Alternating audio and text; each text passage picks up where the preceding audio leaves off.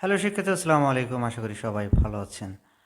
আজকে আমরা transformation of সেন্টেন্সের দ্বিতীয় ক্লাসে সবাইকে স্বাগতম জানাচ্ছি। ট্রান্সফরমেশন অফ সেন্টেন্সের দ্বিতীয় ক্লাসে আমরা আজকে জানব ট্রান্সফরমেশন অফ সেন্টেন্স এর অন্তর্ভুক্ত সেন্টেন্সেস।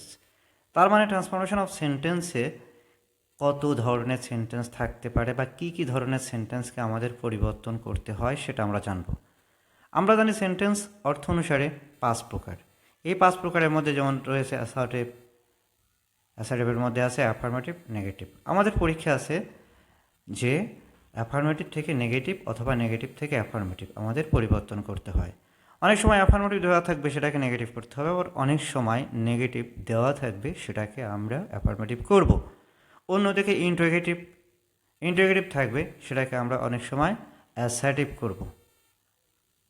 তারপরে আছে আমাদের এখানে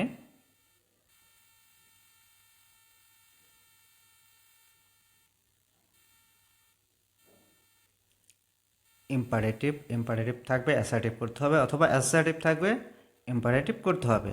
এরপরে অপটেটিভ করতে হবে, এক্সক্লামেটরি করতে হবে।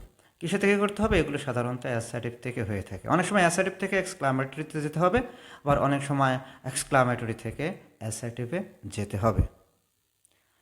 তারপরে আমাদের এখানে আরও রয়েছে যেমন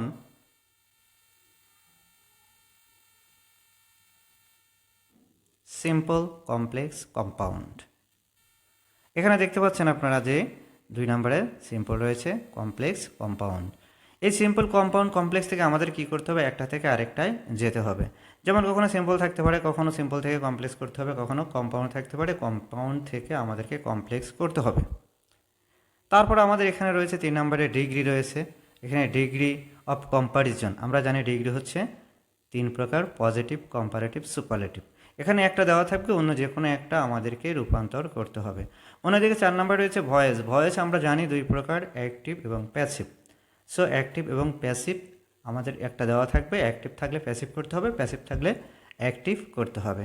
তাহলে এই হচ্ছে আমাদের পরীক্ষায় যেসব কোশ্চেন আসতে পারে সেসব কোশ্চেনের একটা সাধারণ নমুনা। প্রিয় শিক্ষার্থী, এখানে আমাদের অবশ্যই মনে রাখতে হবে আমাদের এখানে যেসব সেন্টেন্স থেকে আমাদের সেন্টেন্স পরিবর্তন করতে হয় সেসব সেন্টেন্সগুলো, যেমন এখানে অর্থ অনুসারে 5 প্রকার, এগুলো আমাদেরকে খুব সুন্দরভাবে পড়ে বুঝতে হবে।